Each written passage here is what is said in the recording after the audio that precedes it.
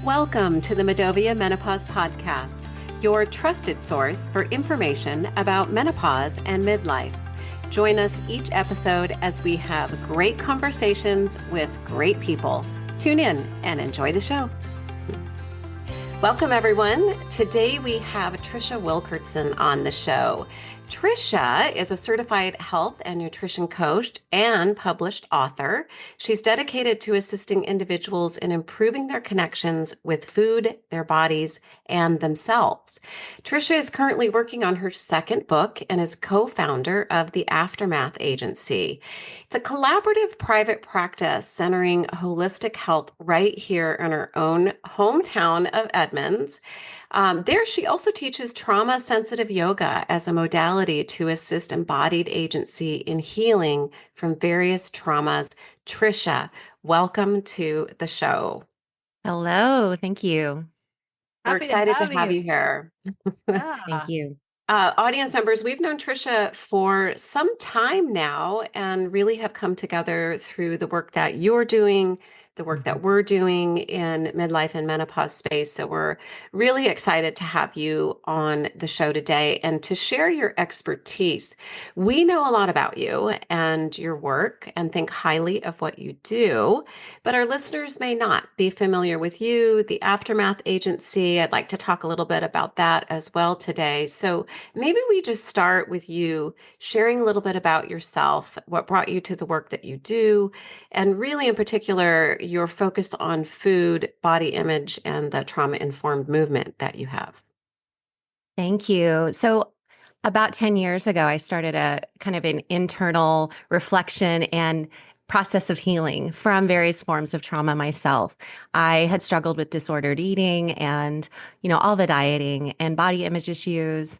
And so, in my own personal endeavor to heal, I started discovering various patterns of shame and behaviors that I was no longer content to behave with.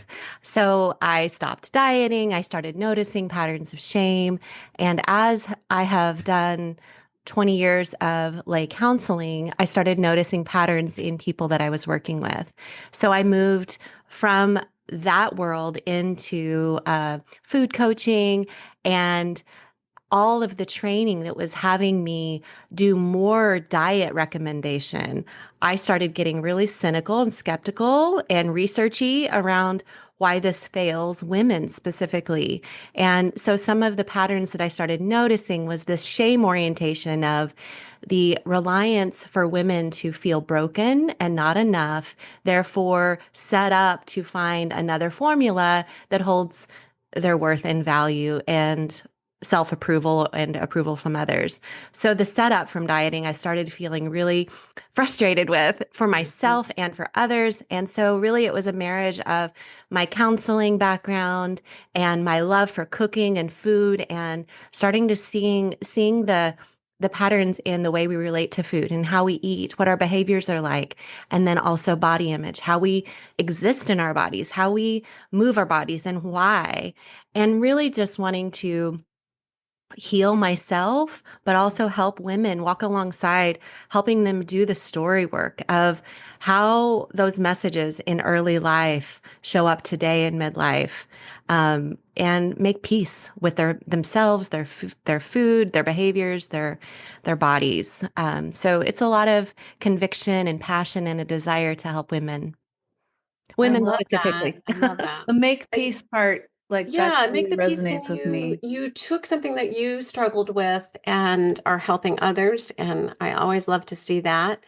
Um, I also heard you just say, Trisha, that with the struggles that you faced with food, Yeah. that you have a love for cooking and food Mhm. now. And Yeah. so, proof in the pudding that you certainly can change mindset. So can you share with us as we think about midlife women and the struggles that they carry with them from a young age, but with the diet, body image, um, some of those challenges, can you help us to understand what some of the more common struggles are that women bring to you in midlife? Sure. What I've observed, the patterns that I've seen is that women specifically have a strong inner critic, a voice that judges, compares, denies pleasure, denies approval, a strong need to fit in, and to look like other women. And this brings a lot of grief. It brings a lot of demand, to do whatever it takes. And I think that roots from shame in our lives and in our stories, that there's something fundamentally broken. And if only I could do the things that would bring approval and acceptance, then I will do that. And so women are uniquely set up for that, I think, culturally. There's a lot of conditioning for women to be pleasing, for our appearance to match expectations. And women are uniquely set up to want to make people happy.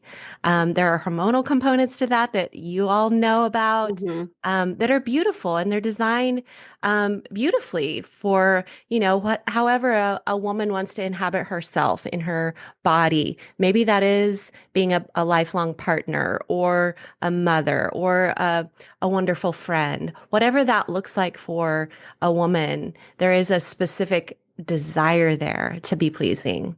Mm-hmm. I think it's really interesting. You talk about pleasing and shame.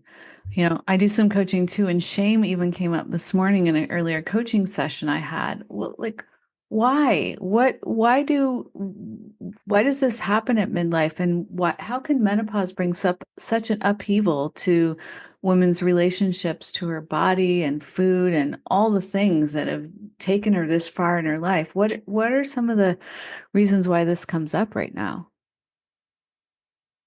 I have a theory, and I'm sure there are many reasons why, but I think in midlife we come face to face with what didn't work so far in our lives, and maybe our bodies did please enough for us to just kind of put off making peace with ourselves and our bodies, because we did get the approval, we did feel productive, we did feel pleasing, and then when our body starts to feel disappointing to us in some way, we have we're at this intersection of choice of, we are either going to keep doing the formulaic behaviors to demand ourselves to fit, or we're going to face reality and move into a place of peace and acceptance. And midlife certainly puts us in that position of, we don't have the same options that we did 20 years prior. Yeah, I think that's really interesting. And I often see women who are like dealing with finally the unprocessed experiences from earlier in life that tends to surface during this stage. Can you talk about that?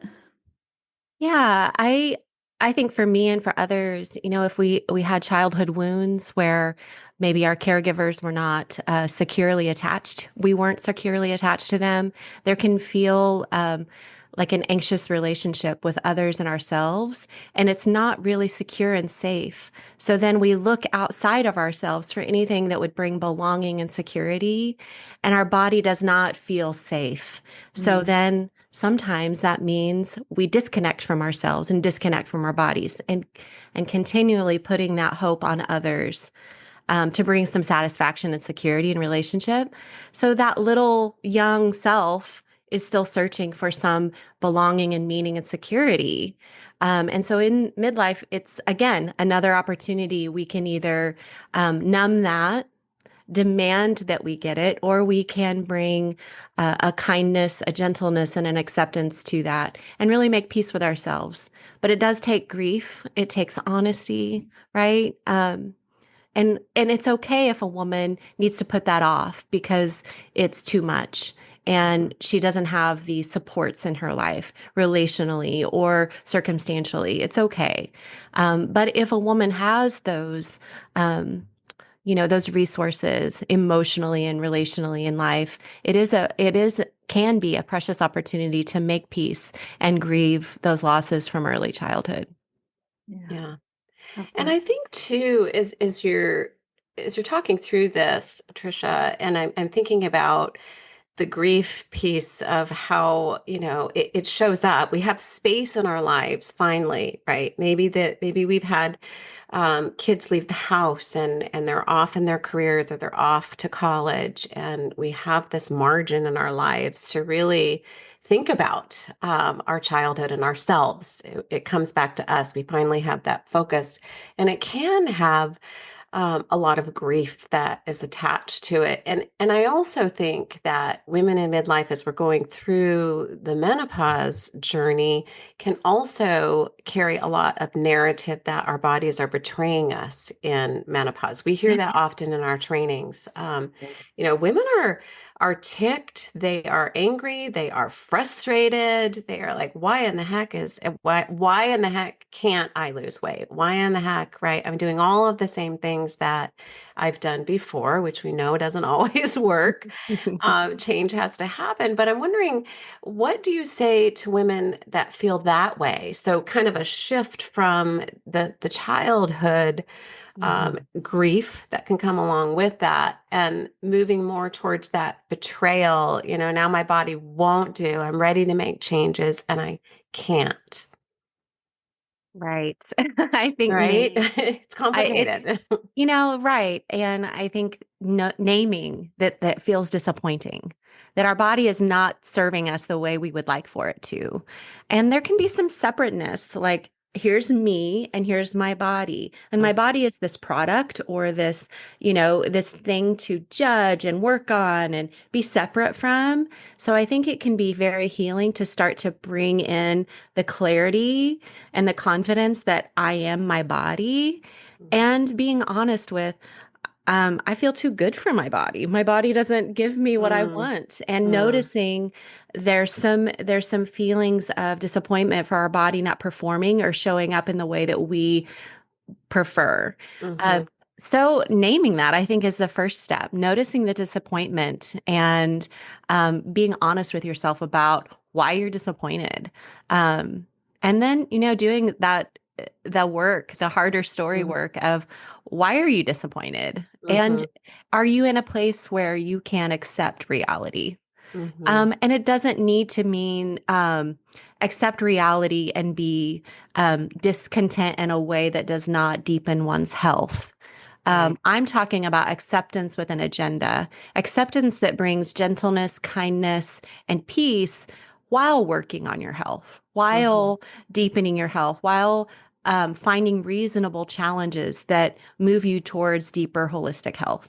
mhm. But So it's not not, throwing in the towel and surrendering to say, oh, whatever, right? There's work that's that can be done. apathy. Good work. Yeah, We're exactly. not talking about grief Mm-hmm. because of disappointment, moving to a place of peace that's apathetic. We're working on peace with an agenda, peace with the way we would take care of our children. We always have an eye towards their deeper health, deeper growth, and challenge. And we Mm-hmm. look for opportunities to gently, lovingly challenge them. Mm-hmm. But we're not saying you're good if you do those challenges, then I will love you. We're saying I love you and I think you need to work on this. If Mm-hmm. we could do that to ourselves, I Yeah. love you, body, and Yeah. and you're already good. Let's work on this too. Mm-hmm. I really love that. I I love it. know. And I know. I it sounds love simple. that. It Say sounds that like, again, oh, Trisha. Just say it but again for our listeners. Can you give So this is my whole thing. Like if we could see ourselves and our bodies as already good and then nurture what is already good, that postural change towards ourselves and what we work on would be life changing. But so often we look at ourselves and our bodies and say, not good. I'm going to do these things to get good. Mm, So right. if we could mhm, love ourselves and say, you know what, you're already acceptable, already good, already precious and worthy of attention. I accept you and I see you. Now I'm going to take better care of you because mm, I love you. yes. That Mhm, is how we would mother. That's how we'd be a friend. Um, so often we don't do that. We withhold that acceptance and try to get some goodness by what we do with ourselves and our bodies. Um, we're always chasing it. yeah. What if we Mm. were already good? What if we were already What if good? we were already good? And I think that chasing oftentimes it's for other people. Yeah. It's and that's probably a whole other podcast, but I do think that that is sometimes wanting to seek that approval for other people. Where again, I love that reframing of we are already good, and because we are already good, I'm going to take care of my body, and I'm going to work towards fill in the blank. I love that.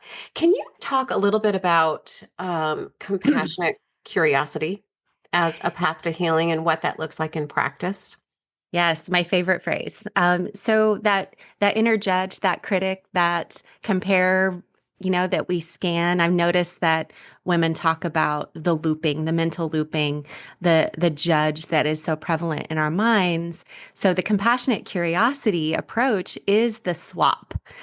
If we can start a practice in ourselves where we notice something and we pause, we notice that judge, we notice the critic, we notice the negative thoughts around our body. We can stop and say, you know what? I notice that you're trying to feel good.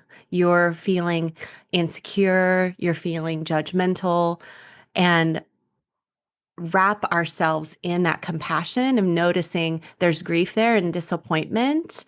We don't feel good. And then be curious, is there something going on in my life right now where I'm feeling more stirred up, more pressured, more desiring to achieve something? So compassionate curiosity is a strategic replacement or swap of that judgment, because you don't just take the judge away, you need something to replace it. Mm-hmm. And again, we're compassionate and curious with others. We don't speak to others the way that we speak to ourselves in our minds. So, could we apply compassion and curiosity to ourselves? That's the hope.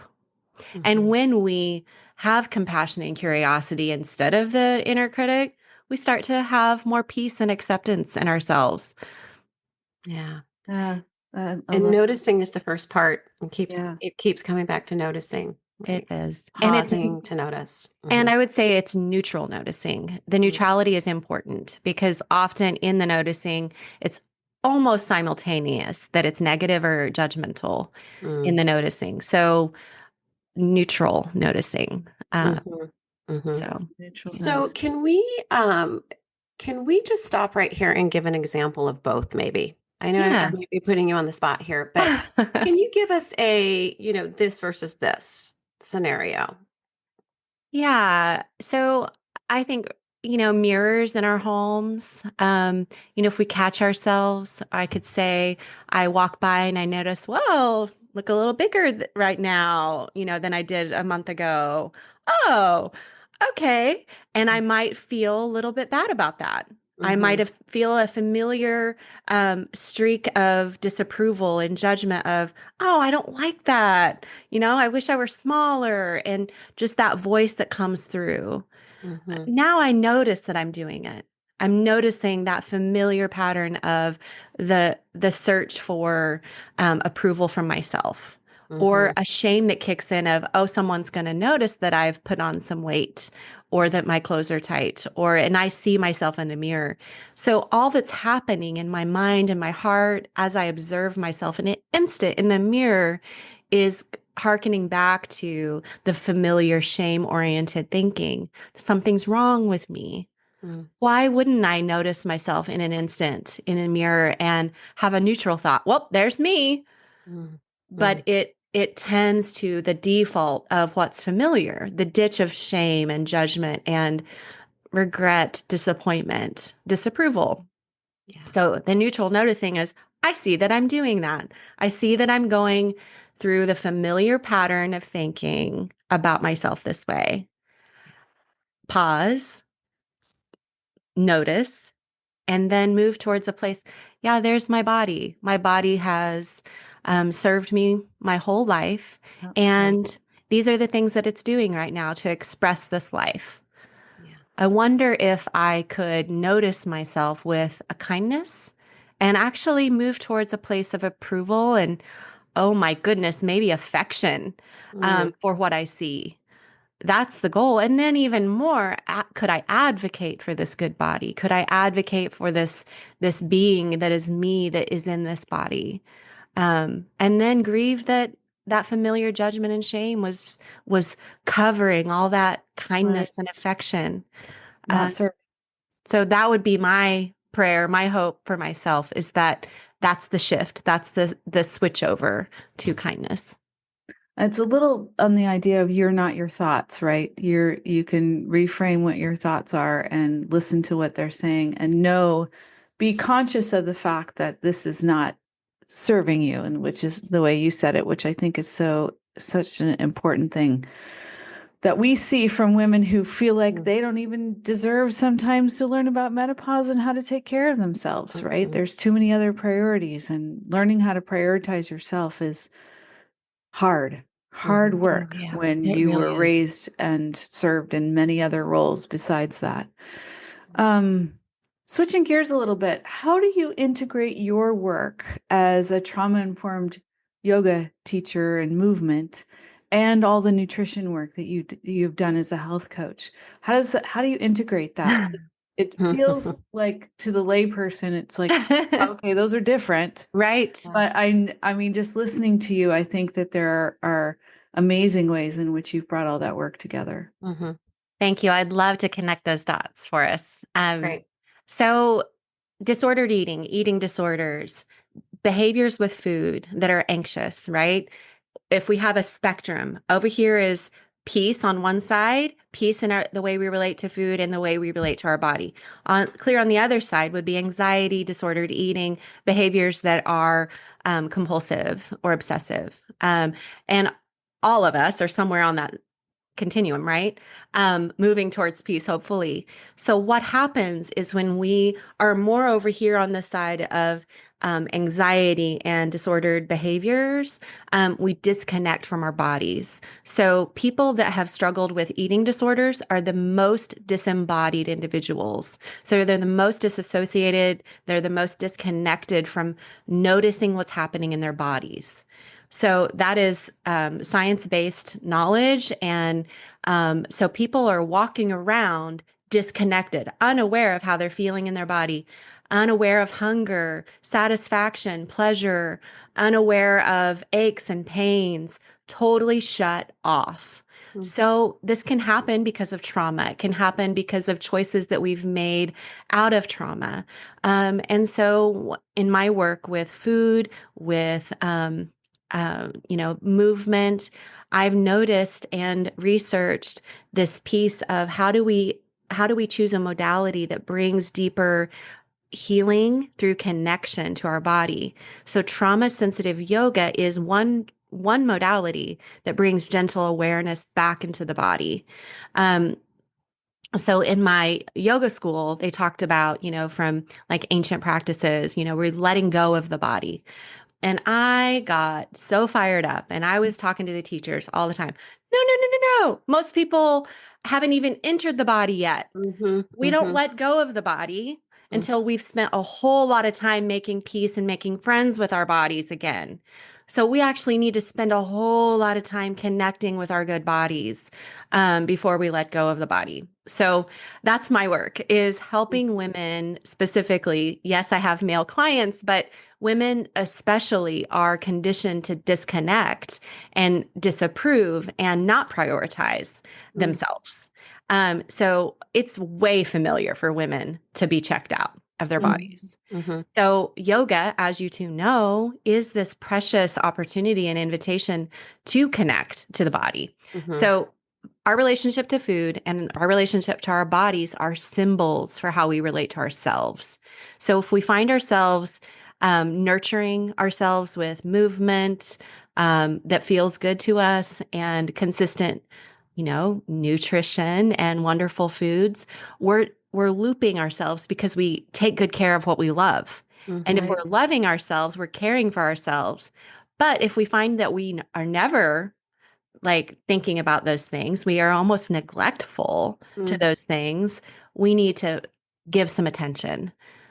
So trauma sensitive yoga is this opportunity to bring that connection back into the body. And it's trauma sensitive because in trauma, we're especially disconnected. So we're more sensitive to touch. So I don't, Mhm. do any hands-on assist. Right. Mirrors are triggering. Mhm. Anticipating decisions that people would have to make. So having everything set up, Mm. people are propping themselves. It's adaptive in the sense that there's always options. People Mhm. are, another thing that's lost in trauma is agency, the ability to see your options and make a choice. Yeah. Because in our trauma, we went through something that we didn't choose, right? So Right. that disconnection again from our body and disconnection from choice. So in trauma sensitive yoga, the main thing is increasing that sense of agency. Oh, I don't want to do that with my body. She's telling me to do what? I don't want to do Mhm. that. Mhm. Oh, I could do this instead. Oh, wow. That feels different. I get to choose what I want to do with my body. Right. So it's tremendous. And I could go obviously on and on and on. And it sounds empowering too. For sure. We're when we have realize we have choice and we make those choices, it increases our confidence and That's right. empowerment as well. So I love that. I'll have to come take one of your classes. Mm. I imagine too. I'm kind of shifting a little bit here because I want to make sure that we talk about community because we all Mhm. know that community is important, especially in midlife. We hear very often from women that they are lonely, they feel isolated, they feel Mm. alone, and community has, many benefits. But can you talk a little bit about community and what that might look like, whether that's with your trauma-informed yoga sessions, whether that's just Mhm. community gatherings in general? What Mhm. connection does community make in the healing piece of what we're discussing today? Yeah, I mean, to be able to see the eyes of someone else talking about their story and relating and validating your experience is transformative because it reduces that isolation, right? Mhm. I think connection is the remedy to pain. And pain is felt in, our emotions, our bodies, our relationships, our stories. It shows up physically. And, connection with ourselves and connection with others is this pathway to healing. And that aftermath agency, that's one of our main theories is pain is everywhere. Pain is in our lives, in our bodies, in our hearts, and connection is a path towards healing. So, community that is meaningful Mhm. and intentional. Of course, we can have fun with one another. It doesn't have to Mm. be deep all the time, Mhm. but meaningful connection that's intentional with a purpose of strategically connecting in a way that heals us. There's nothing like it. Mhm. It's really powerful. Yeah. When you get people, especially women, in a room together, uh, wonderful, beautiful things happen, as we've seen. I'm Mm. wondering, Trisha, I'm going to ask you this question, and I'll just ask you the question. So we often have people say to us, or just don't say to us, you have a gathering, you have an opportunity for women to come together, to share their stories, to build that community, to heal, to thrive. And Mhm. yet, there's a lot of women that are afraid to take that first step, right? I Mm. remember somebody telling me that they registered for an event and they drove around in their car. They sat in the parking lot. They thought about coming in. They didn't come in. Mm. They never entered the room, never gave themselves the opportunity to do that. So it's a hard step. It can be a hard step. And yet we know that there are such beautiful benefits on the other side of that. If you had someone sitting in front of you right now that told you that story, what would you say to her? Mm. Well, I would have a lot of compassion. I would want to convey that um, with curiosity and comfort. And I'd also want to try to normalize that it's scary and Yeah. what can be stirred in that anxiety. It takes me back to being like 12, 13, 14, wanting to fit in with the girls. And that stuff can remain, right? That Yeah. fear and that desire to be accepted and belong. there's an opportunity there for compassion, noticing. So I would ask this tender heart. I would say, you know what? I wonder what you were wanting in that, and if you could have compassion for yourself and just take the next small step towards that. It doesn't need to look like, really putting yourself out there to the max, but what's one small step that you can take to increase the opportunity to connect to another woman? It's so intimidating. Mm-hmm. And if we could talk more, all of us, even as leaders or influencers, that we have that same feeling Exactly. of Yeah. insecurity and intimidation too. Yeah. It's not, there's not this group of women that have it all put together. And I Mm-hmm. think that's the mystery that some of us in our insecurity think is there's these women that really know, and I'm not like them. Mm-hmm. Mm-hmm. You're absolutely right. So I tell my interesting. daughter that all the time. She's like, Mom, how do you get up in front of everybody and talk? And I could never do that. And you're like, do you know what? I just did, and my hands were shaking so bad that I had to hold the microphone with both hands so people wouldn't see me shaking, right? Like Yeah, it's not, we're not right. We're not this separate group of people that never experience that. Yeah. We just do things despite because we know that there are beautiful things on the other side. that's Right. right. Yeah. Yeah, Right. going scared. If Going we can, scared. No one's scared. Absolutely. yeah. Yeah. I think that sometimes I feel like I do that too much. That you go For me scared. every single time. Um, so Trisha, what's one practice you'd recommend for a woman who wants to feel more grounded and connected to their body during this time of menopause? I use the little adage of notice, name, and nurture with my clients. So Nice. when you notice disconnection or you notice disappointment or grief, whatever the feeling is arising in you about your body or your health or menopause, noticing it is the first step. Hopefully with neutral noticing, and then naming it. Name what you're feeling, and then nurture something different. And that takes awareness, that takes self awareness to know what's happening inside yourself. And the more we can do that, and where it becomes a common practice of notice, name, and nurture, we start to befriend ourselves because we realize, you know what? All this noticing is showing me that I'm really not very kind to myself. In fact, I'm kind of bullying myself a lot. Mhm. And then, we're naming it. So, do we actually want to nurture something different? Do we want to nurture ourselves like we would nurture a loved one? That's a little practice that I recommend for clients that's helpful. I love neutral noticing, by the way. I've never Um, heard it talked about that way, and I can definitely see when, oh man, there are so many times where I've not been neutral in my noticing, and that's a really great thing to remember and to catch yourself on, right? To Can catch your, can I please. say something about that? Yeah. yeah. So body positivity movement, I'm not totally for because I think this is, you don't have to agree with me, but Yeah. it's a swing in the other direction. Now we're supposed to have all this positivity about all bodies. And I think that neutral is better than forcing something that isn't natural yet in Yeah. ourselves. Mm, So it's better to, if we see our bodies and say we're standing in front of the mirror and our whole lives we've been negative, right? It's always been negative when we look at ourselves. Well, body positivity would have us say, look at that gorgeous self. right. Wow, you're so beautiful. And I'm saying, you know what? Maybe someday, but I'm all about the neutrality. What if we just our goal right now is looking at ourselves and say, there's a body, there's me. Just being, Because the Hmm. pressure then to pendulum swing from negative to positive without some time in the neutrality can backfire.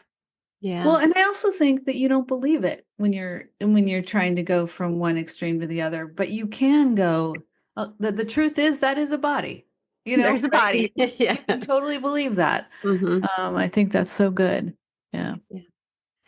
Well, we are running out of time, but I want to ask you one more question before we end because we ask all of our guests this. What is one piece of advice, the best piece of advice that you've ever received or given to someone? Well, I have 5 children, and they're all, they're Bless 16 to you. 20, 16 to 23. And I think for me, the advice that I have most given to them that has come back from them to me is your most important relationship is the one with yourself. Mm. So, you know, spending time to prioritize and nurturing ourselves and working on all of those aspects is precious work. Yeah, that's so great. It's really Thank you great so much. advice. So where can people find you when they're looking for you? Aftermath Agency. So the website would be good, aftermathagency.com. And I do relationship to food and body coaching, as well as teaching trauma sensitive restorative yoga. Yeah, No, When on the are that's when website. are great. those classes if for local folks that Yeah, are in the yeah. Athens area? So right now there's a Friday morning class and a Friday evening class, 10 a.m. and 7 p.m. It's a 90-minute class, and it is a nervous system resetting form of yoga. So it's all about rest, not about doing. This is not an athletic yoga class. This is more about calming yourself down. Yeah, it Uh, sounds beautiful. yeah, And it you can does. register on your website. We will be sure to put all of the links in our show notes.